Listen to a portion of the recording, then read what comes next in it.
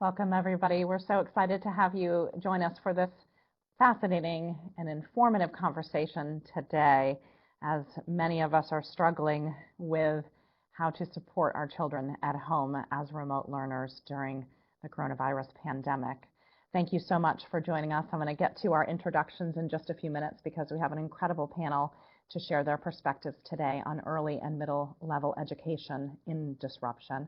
My name is Nicole Lewillier-Fenton. I work in continuing and distance education, and I will go through our introductions here in just a moment. I just want to share with some of the things that we're going to be talking about today. We're going to be talking about what is pandemic learning, what is learning in crisis, literacy and language development at home, opportunities for early elementary education and middle level education also at home. Lots of opportunities for discussion today over lessons and learnings and shaping education for the future. And we have quite a few resources for parents and students also to share. And a really exciting opportunity, this is the second time we've been able to do this with our webinars, is offering a digital badge for participation today in this webinar. So I'll share more about that information in a moment. A few logistics for you today. I have posted in the chat box. Please share any questions that you may have in the chat box. I'll do my best to keep an eye on those. Our panelists are also going to be able to jump in and answer questions as well. If we don't get to your question today, we will put our email address up several different times throughout the presentation. So please do follow up with us if there's a question that we weren't able to get to today. And we will have an opportunity throughout the presentation to pause and review and see what questions are coming in. And we will have a question and answer period also at the end. So hopefully we'll be able to get to many of the questions that folks have. This is recorded. We will share this presentation out afterwards as well, and we will also share the resources that have been listed here for parents and students. So hoping to give you as many resources as possible today. The other interesting thing that's really great about the presentation that you're seeing is if there's anything that is live linked in the presentation, you can actually click on it and go to that document or that website that one of our educators is referencing as well. So we're going to get started. I'm very happy to introduce our panelists. They have worked so hard on this presentation and collection of information and are supporting our educators and students all over Vermont. Juliet Halliday joins us from the University of Vermont. She's an associate professor in our Department of Education, and she focuses on literacy teaching and learning in the elementary school level. Juliet, thank you so much for being with us today. We also have Hannah. Hannah is joining us from Cambridge Elementary School, where she is a first grade teacher and she's a graduate student at UVM. Very much looking forward to hearing how Hannah is supporting first graders and our early education folks. Jessica Demink-Carthew is joining us as well, and with her husband, Jeremy, who are also middle education educators. Jessica is an assistant professor in the Department of Education and program coordinator for middle level education. And Jeremy, thank you so much for also being with us. I know you both have children at home and you're also teaching, so wonderful that you're able to take this time out to share with us your perspective. Jeremy is a 7th and 8th grade teacher at Edmonds Middle School and a graduate student at UVM. And I'm so pleased to introduce Deborah Rosenfeld with us as well. Dr. Rosenfeld is a senior research associate at the Education Department Center, and she specializes in childhood mathematics. She was a former teacher of 1st, 4th, and 8th grade, and is a parent of 4 children at home. So all of our folks today have varying perspectives and support that we can offer. I'm going to step out as my role of moderator, and I'm going to allow Deb to take over. I, again, will be monitoring those questions and try to support throughout. Deb? Sure. Thanks so much for the introductions, Nicole. We're all very excited to be here and to share as much as we can with the people listening in. We appreciate you joining us.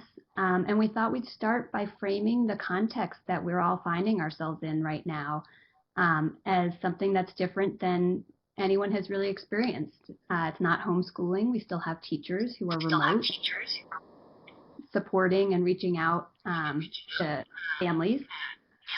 And we still have online tools that we're getting, but we have parents at home unexpectedly who can support that experience, but also have their own agendas, their own jobs, their own other children, their own needs to take care of. And then you add on top of that, that routines and schedules have been totally thrown off, that emotions are all over the place for ourselves, for our family members, and that we're inside together for extended periods of time, and it makes for a new recipe. So we're calling it remote pandemic learning remotely is our best coined term at the moment. And as our panelists present, keep that context in mind, and they'll share how they're thinking about supporting learners and supporting families in those contexts. So I'm going to throw it over to Juliet to get us started with thoughts about early literacy. All right, thank you very much, Deb. So welcome everyone, and thanks for joining us today. We've kind of worked together to come up with some ideas to help support parents during this time. And so I'm going to focus, as Deb mentioned, on literacy learning and young learners. So just some big ideas to keep in mind, and this ties in nicely to what Deb was saying, is that this is remote learning in crisis. It's not homeschooling. And so if you're feeling like you're not prepared and you can't be the teacher and do all that, that's absolutely normal and expected. And so schools aren't expecting you to be the teacher. We're just expecting to have some support. So the key to that would be just to set realistic expectations for yourself and for your kids. And don't worry if you can't always meet them. This is a good time to give everyone benefit of the doubt. And then a related point, parents' role, again, is to provide a supportive environment. So you don't have to be the teacher and come up with lessons and do all the planning. You can kind of help facilitate things that teachers have put together for your students. So create some structure, offer some support, but feel free to defer back to the teacher for the main instruction. And then another big thing I think to remember is that students at this time, it's not just about the academics, and it's not just about getting the homework done, but it's about social and emotional learning as well, and social and emotional well-being. And so as parents, make sure you're offering kids downtime, and if it's not working, it's not working, and give a break. Also personal connections. Kids are really missing those social connections that they get. And as much as they love their family, they love their friends, and so it's important to find ways to kind of keep them connected as much as you can. And then just lots of patience, understanding that this is not normal, and we're all going through things and processing it differently. And just if ever there was a time for extra understanding and patience, this is it. And then specific to language and literacy development, I tried to think of some things that I thought parents could, do relatively easily. And so some simple things you can do, and this would be things, if you're working with especially young kids, or if you're not getting a whole lot of kind of instruction from school, things kids have to do, but you're trying to work from home and trying to, keep your kids occupied in useful ways. One is to provide a language-rich home environment. Another, and I'll go through each of these in more detail in a minute, another is to engage kids in authentic literacy activities. And then the third is to really focus on motivation and working kids toward independence. So for the first of those, providing a language-rich home environment, think about, language and literacy learning as, speaking and listening for the oral language side of things, but then also print literacy, reading and writing. And so if you want to support young learners in terms of building their oral language, it can be as simple as just taking the time to talk, having conversation at meals and asking open-ended questions and giving opportunities for kids to interact. And then another would be if you're looking for ways to do that more independently while you're on your own conference call or something, let kids record their own stories. Kids learn so much of language skill by telling stories, and so you can have them record them, tell them to grandparents, things like that. And kids are really motivated by creating their own stories. In terms of print literacy, it's great if you can just supply access to texts. And I know with schools closed, with libraries closed, that can be really challenging. So I gave some links to a few different online sources. Canopy and Hoopla are ones that often your public library will have a subscription. For example, I live in Burlington. Through the Burlington Fletcher Free Library, I can access Canopy and Hoopla. There are a lot of audiobooks and things like that, and also picture books where kids can kind of watch the story. Epic is another site. It has like 40,000 children's books, and it's sortable by genre, by topic. Even for young learners, some of those have things where you can click on the word and it'll say it for you, so they're digital supports. And then Storyline Online is a really nice story time. So it's all these recordings of various people, Oprah and other celebrities, reading books to kids. And so you can always plug in a kid to a screen, but feel good about the literacy skills you're giving them. Also, encourage interesting content. Oops, sorry. What we know about literacy learning is in the early grades, it's all about letters and sounds. But then as kids move forward, it's about vocabulary and background knowledge. So any educational programming, my daughter watched a short thing on cheetah conservation the other day, and I could feel good about those 10 minutes on the screen because it was useful. And then also create a writing center. Just give kids a space and give them materials and have them go for it. And authentic literacy activities, this ties into the next point about motivation, is just kids are going to be more motivated to engage if it feels useful and important. And so if you don't want to fight the homework battle and, wrestle over worksheets and stuff like that, but still feel good about the ways your kids are spending their time, give them some sidewalk chalk and have them make motivational messages outside, or make cards and draw pictures for essential workers and grandparents. Maybe write and illustrate books. You can do that on paper. There's some really good apps to do that, like Book Creator, Storybird. Just have conversations online. You can have kids keep a journal, keep a blog if they're older, record their own videos on Flipgrid. Lots of different ways. If you think about, the homework's not working, I want my kid to do something that is feeling useful, give them some things like that that they'll be engaged in, but that also involve speaking and listening and reading and writing skills. And then finally, for motivation and independence, I think this is a big part of it. I know with my kids at home, it's important for me for them to be able to do things on their own, and that's going to happen when they're motivated. A couple big theoretical ideas is that motivation depends on expectations of success and then value placed on the task. So those are kind of big ideas. What it means is that kids are going to be motivated if they feel like they can be successful and they think what they're doing is important. So if you give them useful things that they can do, they're going to be a little bit more independent and motivated to do that on their own. Some other aspects of motivation are giving kids choice and challenge and collaboration. And so what that looks like at home is giving kids options. So it's not you have to do this, but why don't you choose this or this or this? Breaking things into smaller pieces. Setting reasonable timelines and checking in. I know I'm using the timer a lot at my house, so like I'm going to come back in 15 minutes and let's talk about this. I'll come back in half an hour and let's see what this is. And then celebrate successes. This is challenging for kids, and so just acknowledging their effort, acknowledging the work that they're putting in, and really being proud of what they've done, I think will go a long way.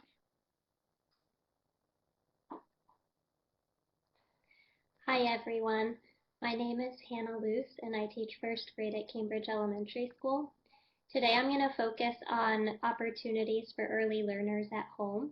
I'm going to start by talking about literacy and then move into mathematics, and then finally how you can promote emotional well-being in your young child at home. So to go off from what Juliet has shared with all of us, I'm going to talk about some early reading routines. So one thing that you can do to help your child with learning at home is setting regular reading routines and sharing books often. So I've linked in here a presentation by Executive Director of the Children's Literacy Foundation about good strategies for read-alouds at home. But basically, you're thinking about letting your child choose the books that they're interested in, settling into a routine. So maybe your nightly routine is reading before bedtime. And then, like Juliet also mentioned, comprehension and open-ended questions are really important. So just engage your child with the book. Ask them what they think about characters and why characters are doing certain things. Just make it fun and engaging for them. Another thing that's really important to promote education at home is having independent reading time for your child. So we know that children that read more are more successful with reading. So I've linked in a video series that teaches your child how to build reading stamina. So being able to read for longer periods of time. The videos serve as really helpful reminders for how to avoid distractions and what it looks like to be a focused reader. So those are a lot of lessons that we teach kids early on in the year, but it's really important to revisit them, especially as we've experienced a lot of disruptions to learning lately. And then I also included this graphic over here that I got from our math coach at Cambridge. And it just says scientists have recently determined that it takes approximately 400 repetitions to create a new synapse in the brain unless it is done with play, in which case it takes between 10 and 20 repetitions. So I think that it's really important to just remember with early learners that we really want to provide as many play-based experiences as possible. So any time that you can engage your kids with games, those are really helpful too. So I've listed Bananagrams, Boggle, Boggle Junior, Cranium Kidoo, and Scrabble as some possibilities that get your kid reading and involved in making and breaking words, and maybe some basic writing activities as well. So those are all really helpful in building early literacy. Also, I wanted to touch on early mathematics. So the program that a lot of Vermont schools use is called Bridges Mathematics, and it's a program for kindergarten through fifth grade students. And one of the reasons that the program is so successful is that it provides a lot of hands-on opportunities and game-based learning. So over here it says children must hold math in their hands before they can hold it in their heads. So one thing that we focus on a lot at the early grades is kids building models and having tools in their hands to use. And one thing that I've noticed that has been really challenging as we step out of the classroom is putting tools in my students' hands. So I've linked in some online manipulatives through the Math Learning Center that mimic the materials that we use in the classroom. So students can access these through computers or iPads, and they can create visual models of the problems that they're being asked to solve. I also linked in family guides. I know that there's a discrepancy between how we learned math and now how our students are learning math, and that can be really challenging. So if you're struggling to teach or help your child through problems at home, you can check out these family guides and you can see sample problems and how you would go about solving them the way that your child's teacher is asking them to solve the problems. Again, games are really, really important. So these games are aligned to what your child is learning in school. They're sorted out by topic. So if your student's working on geometry, addition, subtraction, you can go ahead and find that subheading and then find games that are age appropriate for your child. The most important thing that we can do is to get kids really excited about learning. So if they're excited about it, then they're going to want to do it more. So for example, we were doing geometry and fractions for the last several weeks, and we asked families to get involved in baking. We had kids that were making Play-Doh pies and cutting them up and showing their work that way. So all the different ways that we can be putting things in kids' hands and getting them more involved. And then finally, I wanted to talk about putting emotional well-being before academics. So it's really important to understand that even our youngest students are really feeling the disruption and the stress and anxiety brought about by the pandemic. And young kids aren't always as good at articulating their feelings, emotions, and needs as older students. So we need to be really mindful of that and help them to put words to their feelings. So if we can help them identify when they need breaks, when they're feeling stressed or anxious, and give them words to talk about it, that will help them moving forward. We also need to remember that behavior is really showing, it's a form of communication. So if your child is breaking down or getting angry or frustrated, they're trying to communicate a need to you, and you need to help them figure out what they're feeling and how you can help them fix it. So I put this word in here, co-regulate. So we're looking for you to find strategies to help your child regulate if they are having feelings of frustration or anxiety. So that might look like saying, okay, we're going to step away from learning right now. We're going to go take a walk. We're going to go ride your bike. We're going to watch a show. Whatever it is that helps your child unwind, de-stress, and then maybe be ready for learning a little bit later in the day. And then the one last thing that I wanted to share is this idea of a cognitive distraction. And for students that are particularly anxious, and this can be true for young students or older students, sometimes they need something called a cognitive distraction. It's not enough to just say, okay, go take a walk, because their brain can still get stuck on the things that they're feeling upset about. And something like solving a puzzle or doing a crossword that's going to take their mind off from what they're feeling frustrated about is far more helpful. So I've linked in a video there. If your child's particularly anxious, it might be helpful to learn more about that as a tool that you can use with your child. Deb, I just want to pause here for just one moment as we about to move into more information about middle school learning. Both Julia and Hannah, we're getting a lot of questions about where do you draw that line of asking for additional support from the instructors.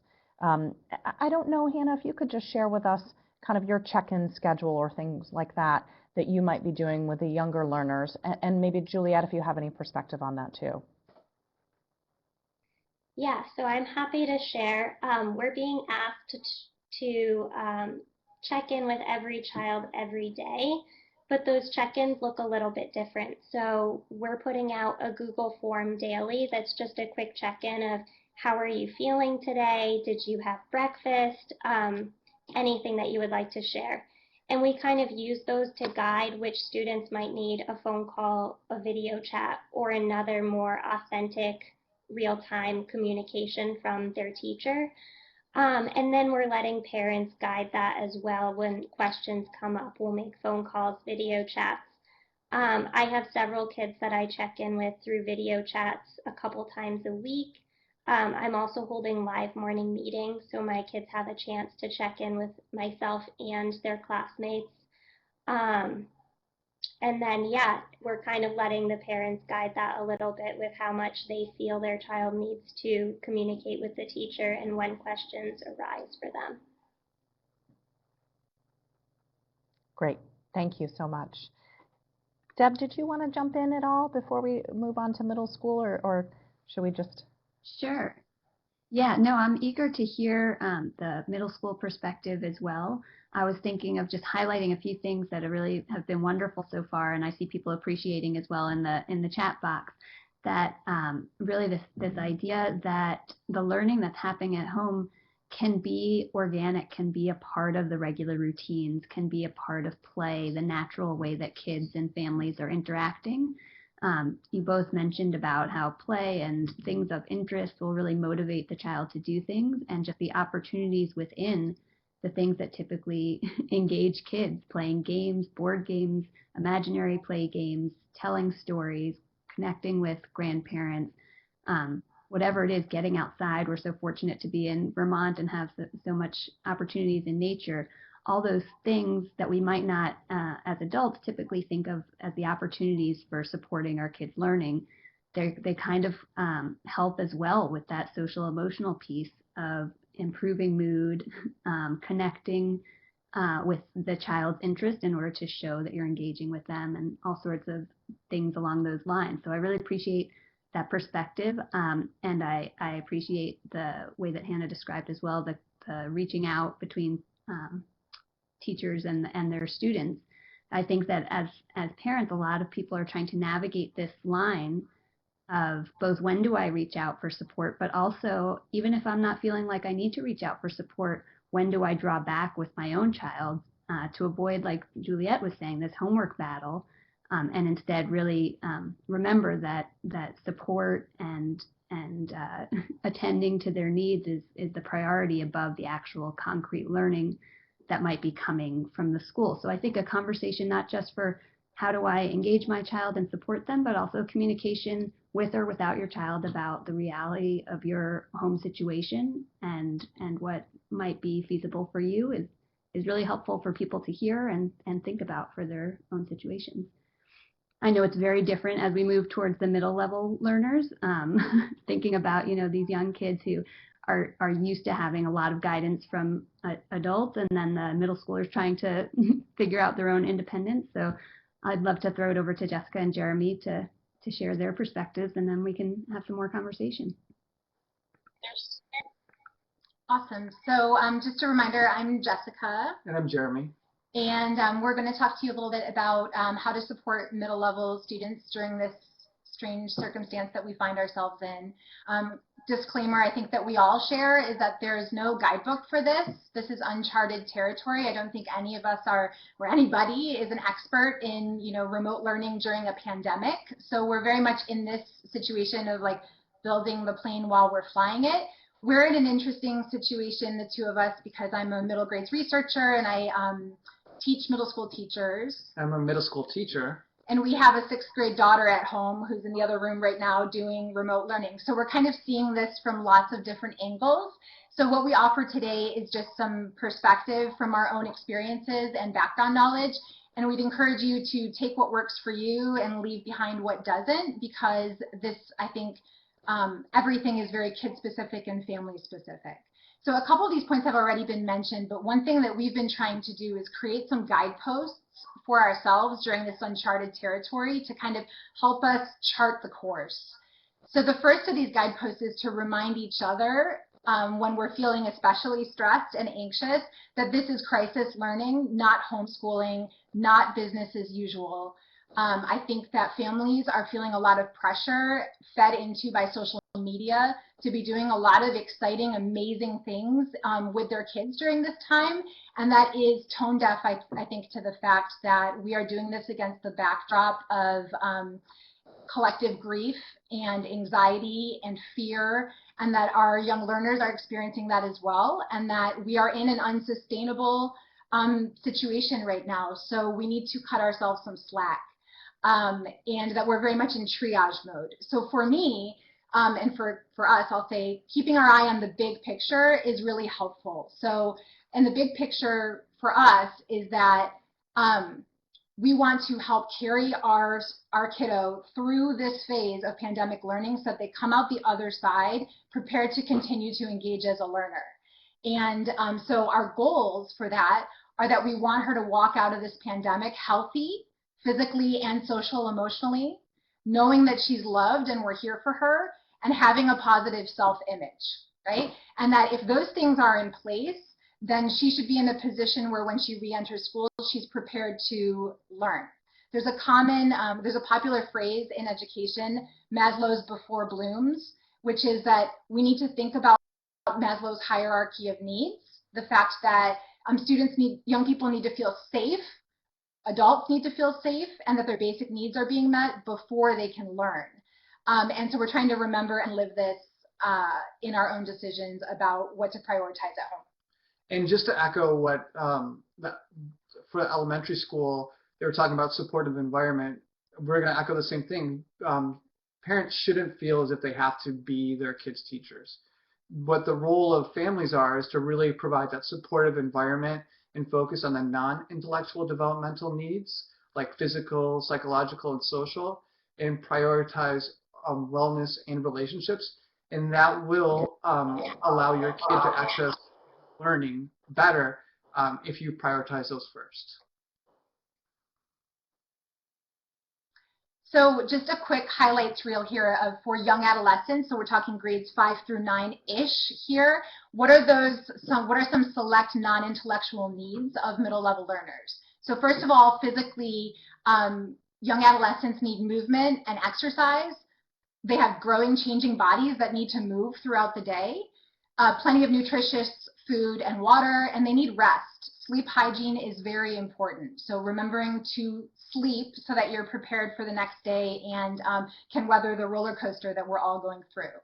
Psychologically, middle grade learners need opportunities. They're developing independence, and that's tied to their self-image. So they need opportunities to do things like make choices, experience autonomy, have a little bit of control, develop executive functioning, which we'll talk about in the next slide, and reflect on their decision making with adults. Socially and emotionally, they also need opportunities to interact with peers and develop, maintain friendships, which is really, really hard right now. So it's important to keep an eye on how can we help our learners, how can we help our young people connect through technology so that they don't lose that those social connections that are so important developmentally. And then they're also developing identity, so opportunities to explore their identity and their interests. Keep wanting to change the screen. So to get into executive functioning, we talked about this idea about independence. Just because they have this new sense of independence doesn't mean that they're really good at it yet. And that's where executive functioning comes in. And I'm sure as I read through this list, you're going to say, oh, that sounds like my kid. Like they're really working on this idea of self-regulation, like they're regulating their emotions, especially when tasks get difficult, and paying attention during longer tasks, especially if it's something they didn't want to do in the first place. Starting tasks or task initiation, if it's something that they don't like or they haven't liked in the past. Keeping organized, and that is like keeping track of their things as well as organizing their writing and even their oral communication and how they put things together. And then planning and prioritizing, mapping out what they should do and also what they should do first and what's most important to conquer on the list first. And finally, time management, knowing how much time each one of the tasks will take. I want to reassure you parents that these are the skills that us as teachers, as middle level teachers, we guide in the development with kids all the time. And it's not easy. It's actually one of the most difficult things to do as a middle school teacher because you're balancing that idea between them with their independence and making sure that they can handle the independence at the same time. But a responsibility for a parent and how you can help with this is you can help guide your learners. Like don't give them the answers and tell them how long a task is going to take. Just start to ask questions like, how long do you think this will take? Did you think about making a list of things you need to do today? And then using that list and letting the kids make those mistakes and using that as a reflection tool later as you go through this process again through the next day. Just a quick comment before we go to the next slide. You know, many people say that one of the greatest contributions of middle school is the development of executive functioning. That's a major function of middle school, is to make sure that learners are developing those skills. So if you're worried about academic learning and like, is my kid getting enough reading time? Are they getting enough of this? These are skills that you can be helping to keep your eye on the big picture of like, can I help my learner think about how to develop a schedule that works for them or help make priorities, and that will serve them in the long run in middle school, in high school, and throughout life. So here are some example routines and norms that we'd like to offer as suggestions to support middle level learners that honor those non-intellectual developmental needs and also that executive functioning.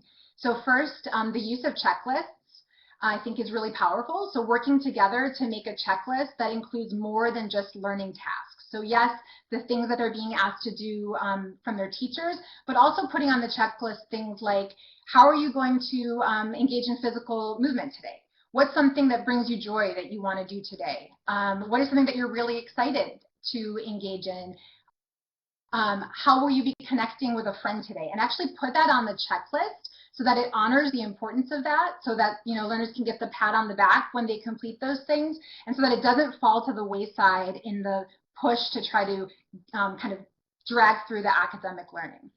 And we suggest the use of morning meetings as a time to catch up with your kid, to create those lists, and really as a time for reflection, thinking about what really worked well the day before and what changes can we make the next day in order to foster this learning and foster this independence and to make things go easier.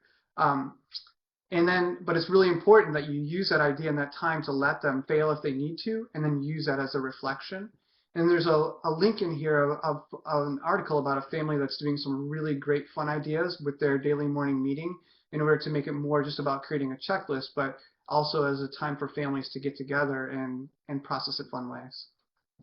And then again with this idea of trying to keep things reasonable and establish norms. Middle grade students, I think all learners, sometimes struggle with what to do when they're stuck. So we would encourage to establish some norms for what to do when that happens. One that I know a lot of teachers use is the idea of ask three before me. So in this case, that might be, hey, if I'm stuck on a math problem or something just really doesn't make sense, I can go to an online resource like Khan Academy to see if I can find an alternative way to have that explained to me. I can call a friend for 5 minutes to ask that question, or a classmate, or I can email my teacher or write it down for a future check-in with that teacher. So that removes you as like the initial person who needs to answer those questions and gives kind of a filter before they come to you. And then the second norm would be sometimes middle grade learners get stuck and they stop and they don't know how to move on to something else. So establishing the norm that if you get stuck, you do ask three before me, write down your question, and then move on to something else. So go on to another activity or go on to another problem. It's okay to be stuck with something and put it off to the side for now so that everybody else doesn't have to drop everything in order to help you right in that moment. And this gets to the importance of use of timers and alarms, and I think Juliet mentioned it earlier. The idea that the kids can set alarms, or you can help the kids set their alarms in order to take brain breaks. So if you're on a task that's really difficult, set a time, like I'm going to work on this for 15 minutes and then do a physical activity, or take time off of that really difficult task in order to take a brain break. And then also setting up daily check-ins. So it's really difficult for families to drop everything to talk with the kids at a moment's notice. So setting up different times throughout the day where you are going to check in with your kid and your kids know that you're going to check in with them at those times would be a great suggestion. And that really mirrors to what goes on in the classroom in terms of the fact that, teachers can't drop everything the second that a learner has a question as well. So they need to be developing those skills of how to move on. This is just a resource that is linked up in the resource sheet and in the PowerPoint that we created early on in this transition to support our daughter, and it can be adjusted for anyone. This one is a little tailored to our daughter's interests, but this is an example of that kind of a checklist where you could say, okay, choose a way that you're going to stay connected today. Choose an opportunity for physical movement, and choose a way that you're going to do something that brings you joy, and then it has those norms on the bottom there. So something like this that's a visual can be really helpful and supportive, I think, of establishing those norms and making sure that the whole child is showing up on the checklist of things that are really important to keep our eye on. While still honoring their independence. Right, yeah. Just waiting for the next slide. Awesome. So at the beginning, we shared some guideposts. So these are just a couple notes about what to do when it's not working. So one of the reasons why we find it helpful to have guideposts is that they offer possibilities. They offer things to reflect on. So for example, if you're feeling like things are really off and off kilter, one thing to reflect on would be, are the expectations we're setting as a family reasonable that we're given that we're in crisis? So, for example, if my kiddo is expecting me to answer their questions at the drop of a dime when they have them, that's not reasonable or sustainable given that we have all these other responsibilities. So what can I adjust in terms of norms or expectations to make sure that that isn't expected? Am I taking on too much responsibility for my child's teaching and learning? In the middle grades, we should be transitioning some of that. We're looking to put more of that on the learner. So how much am I taking responsibility for versus how much are they? Are those non-intellectual developmental needs being met? Did they get enough sleep? Do they need a snack? Have they connected with a friend today? Have they moved their bodies today? Ensuring that those things are being met so that learning can happen. And then are our actions in keeping with our big picture goals? In those moments where I'm trying to decide whether I should force my child to do a task that they are not feeling and the tears are pouring, and they're looking like they're going to throw something, Forcing them to do that is not in line with the big picture goal of making sure that they feel loved and supported, are developing a positive self-image. So I just give myself an out. And then, okay, we're done for today. We're done with this activity and we're going to go take a walk right now and we're going to connect, or you're going to go cuddle the dog for a bit, or whatever is necessary. So in that moment of struggle or in that moment of upset, it's really important, because usually it's both the parent and the kid are feeling that same kind of tension. It's really important to take a break, and 10 to 15-minute break, and do something that's very different from the task that they were trying to achieve, like kick the soccer ball around, or color, or draw, or do something that gives your kid, whoever they are, a task that they really enjoy. And then, as Jessica said a minute ago, use your judgment. If they've hit the wall, if they've hit their limit, then just let them stop for the day. But that doesn't mean that you shouldn't go back to what made them hit that limit. But I think that it's okay to have that out. So there's how to react in the moment, and then also I think it's really important to go back and process later, bearing in mind that we said it's important to reflect on decisions at this age group with an adult and think about, okay, what were the consequences of that choice and what might I do differently next time? So in the moment, you might take a break, but once you and your kiddo are calm, going back to check in and talk about what's not working, hear it from their perspective, ask them how they would propose to solve the problem, what could happen differently the next time. Encourage self-advocacy. So for example, okay, well, if this feels like something you don't understand and it's not being explained in a way that you can understand it, email your teacher. Encourage them to take that on. And then when needed, don't be afraid to advocate yourself. Yeah, as a teacher, it's really the most difficult part about this remote learning for me is the fact that I can't connect with my kids. In the moment, I know what my kids need, and I can make those adjustments on the fly. I can change what the activity is, or I can change the delivery or the expectation for those kids. But being so far away, it's really difficult. So I would encourage parents to reach out to teachers to ask them if there's a different way that my kid could demonstrate this, or maybe it's too much. Can you take some of this off my kid's plate? Yeah. Awesome. Information. Thank you, everyone, and thank you to Hannah and Juliet. You've been so busy in the chat box answering these unbelievable questions. Thank you so much for your support so far. And I'm going to toss back to Deb. I feel like we're in pretty good shape at the moment for questions. I'll keep monitoring those, and then I'll toss those over to you as you continue the discussion. Sounds great. Yeah, I really appreciate all those perspectives. I think it would be helpful to just ask some questions that brings up some of the specifics of topics you guys have already talked about, but is clearly coming up in the chat box in terms of individuals and specific situations. So I think it might be helpful to talk about, for example, with the routines and schedules, like when you're starting as an individual with your particular child and family situation and school situation, what might be your first steps in trying to even set up that kind of schedule within your household? And anyone can jump in to start, but I'm sure that people would like to hear for the earliest learners as well as for the middle school ones.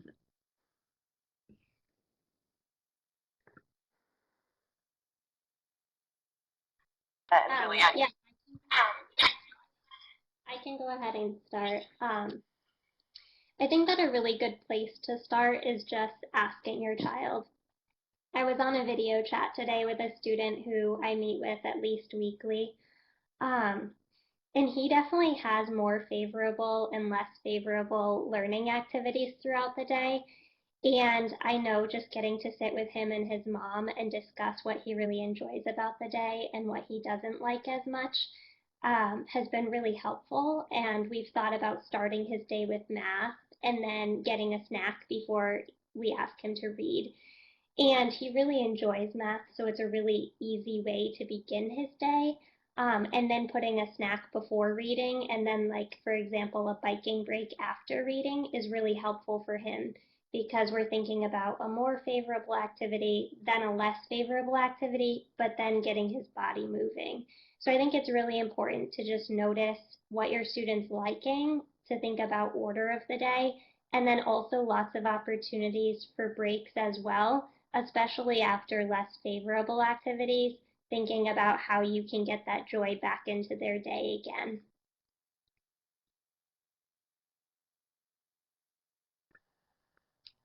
I'll just highlight before I can see Jessica wants to jump in, but I'll just highlight in there the opportunity of this pandemic learning remotely of individualizing for our children. So checking in with them, asking them about what those favorable and less favorable activities are, or just observing them if they can't articulate it, and letting them have some choice. It seems so important to get that buy-in to help with the motivation piece, and being there to monitor when the breaks are needed, the body needs to move, and all those things, that in a typical school day, when there are so many kids having to follow the same routine, those opportunities are not there. So it's a nice opportunity to enable learning more naturally for the individual child.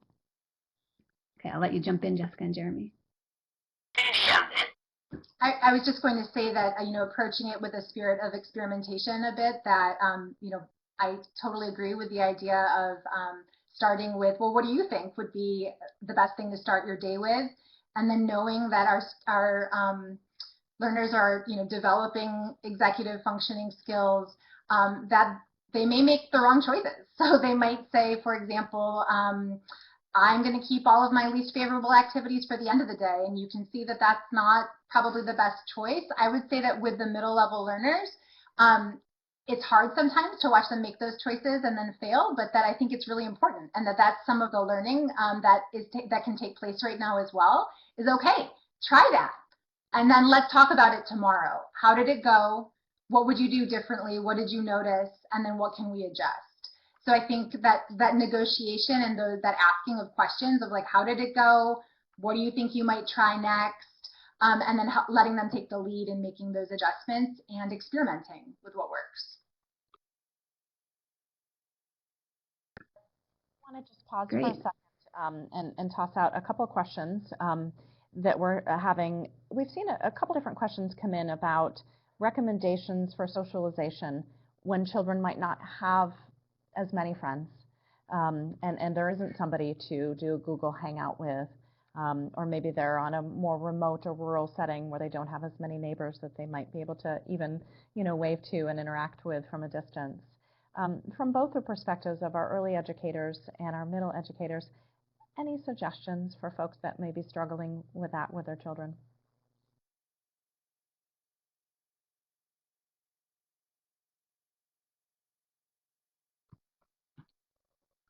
Oh, so I know that with my daughter, they have their teachers have created this opportunity for kids to have meetups with 2 or 3 kids at a time with a teacher in the room.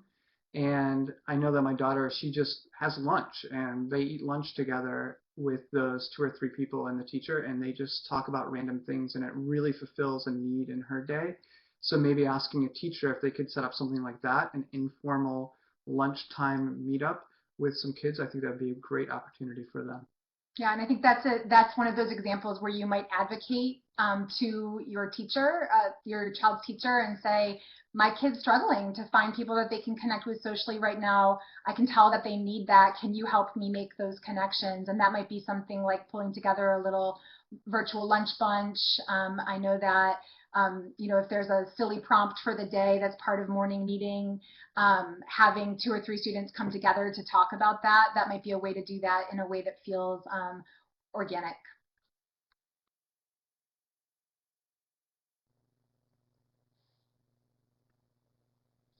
Yeah, just to add on to that, so we have whole class morning meetings, but sometimes that can be too overwhelming for students.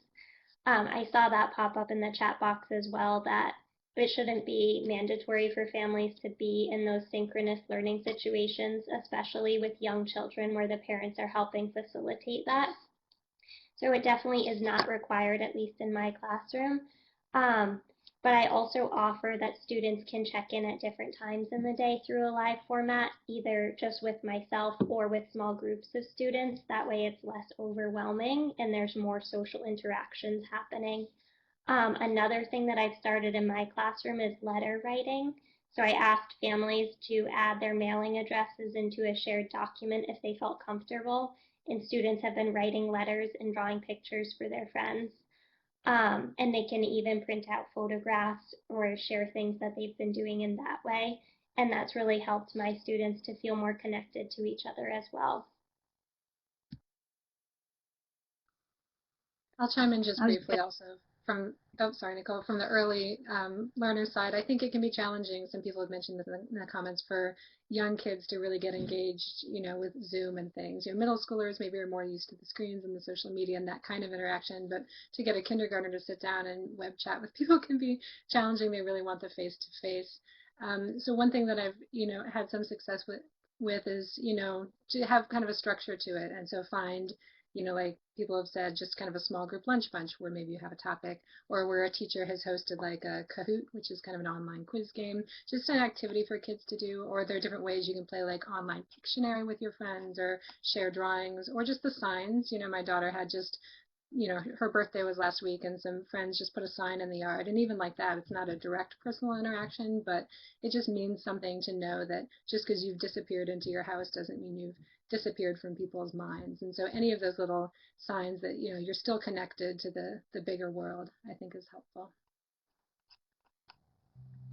I wanted to add to that, having toddlers at home who are almost 3, that one thing we find very important for them in terms of this connection, because it is very abstract and not the same to just watch things online, is to use the local live streams or recorded videos of things that they have actually experienced in the real world, and then see it there. So for example, they were regulars at story time and at music at our local library, and those are being continued through weekly videos or live streams of those. It's the same routine, like when you come in, you hear the same songs, the same kind of rhymes, all those kinds of things, and that actually captures their attention. So if you can find some local connection rather than just like the most popular singer for kids kind of thing, I think that really helps with that. I appreciated the point made about finding a shared interest or a shared game play, how we were talking at the beginning about motivation, in terms of bringing people together, so that it's not necessarily just to chat, and that might put some pressure on some kids that are less comfortable or not, but if they have a game or an actual interest, they're all engaging in that same thing together, is helpful. And then like Hannah was saying with letter writing and stuff, I just don't want to forget about family, that grandparents love getting calls, aunts, uncles, cousins, neighbors, elderly neighbors. Telephones are easy to use. It doesn't have to be video. It could be in written form. It could be in verbal form, pictures, all those kinds of things. So there's lots of opportunities for those ways to reach out and stay connected, which we've all said is so important to that social emotional piece as well. Nicole, I'll give you a chance in case you're itching to get another question out there from the chat. Well, it's perfect timing too, as we're talking about what is and the crystal ball's clearly not working lately, but what is the future like? And one question that I think is really on target with that is, how do we help with the transition of our students back into more traditional learning? Has that been a conversation that anyone has been having yet? And I know parents are probably thinking about that as we start to hopefully explore what the fall would look like.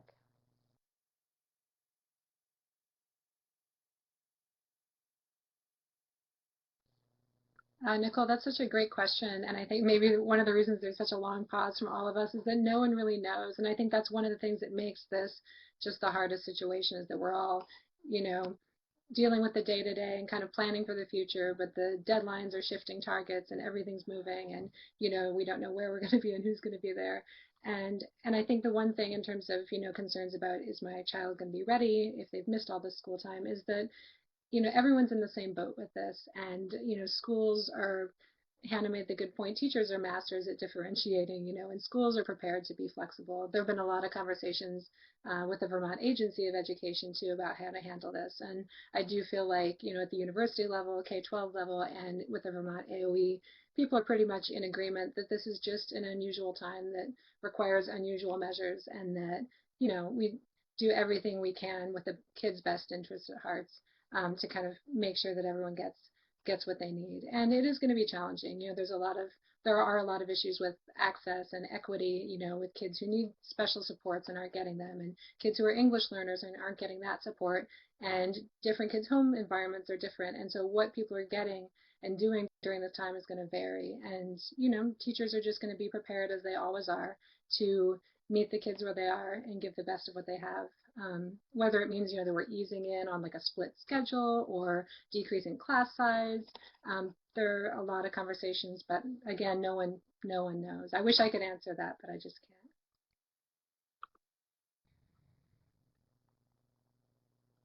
I did want to point out that we have a lot of different resources up here, and so everybody has shared.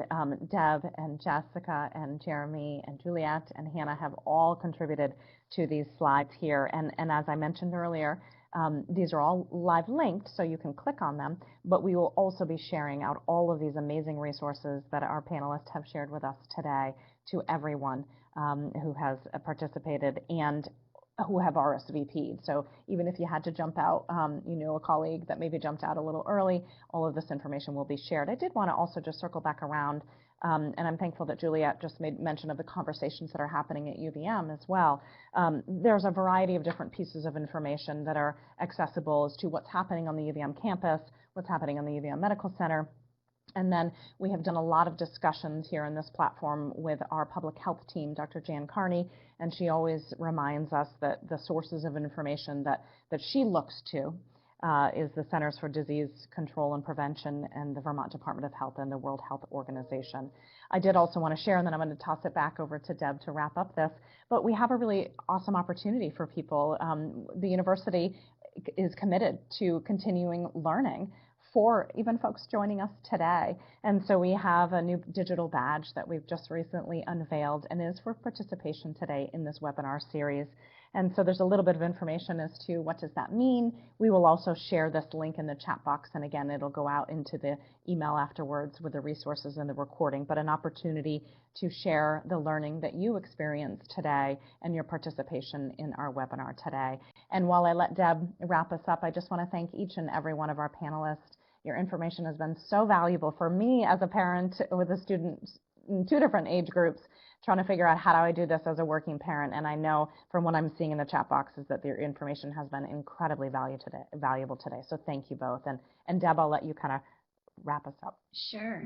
I'm just going to echo a lot of what you said and what I'm seeing in the chat box. I'm glad that this has been very helpful, and I think it's helpful for everyone remembering the roles of the teacher, the parent, the student, and the stress and anxiety and worry that's going along with each of those roles, and being very attentive to each of those. I hear a lot of the questions in the chat box about, like, will my child be ready in the fall? And just like Juliet said, we're all in this together. And I saw Hannah had said as well, like, teachers are used to kids coming in at various levels. So there's nothing that's that atypical about that situation when we return to school, and just like giving everyone a break, that the teachers are stressed too in terms of this rapid transition to an entirely new way of connecting with their students and transferring knowledge and supporting them with pedagogical strategies. This is all rapidly evolving and in the midst of so much emotional change as well. And so this idea of it being normal, it being happening to all of us, and that cutting ourselves some slack and trying to remain connected, and like Jessica and Jeremy really helped us see, like, our eyes on the bigger picture of are we coming out on the other side of this as healthy, well people who then can return to school and take advantage of every opportunity that gives us. So I hope that you continue to share questions when they come up, and we hope that the resources are helpful. And thank you to the panelists for the wonderful conversation. And thank you to Nicole for getting us all together. Yeah. Oh, thank you so much. And thank you, Deb, for facilitating this conversation and your perspective as well as both an educator, a researcher, and a parent. And I just want to echo from all of the staff at the Continuing and Distance Education, we really appreciate everyone participating today, asking great questions. And thank you so much to our panelists. I'm going to let you get back because you all have students and children to take care of, and we appreciate all of your time and everyone who's joining us today. The resources will be shared, the recording will be shared, and we wish you all the best. We'll hope to see you again soon. Take care.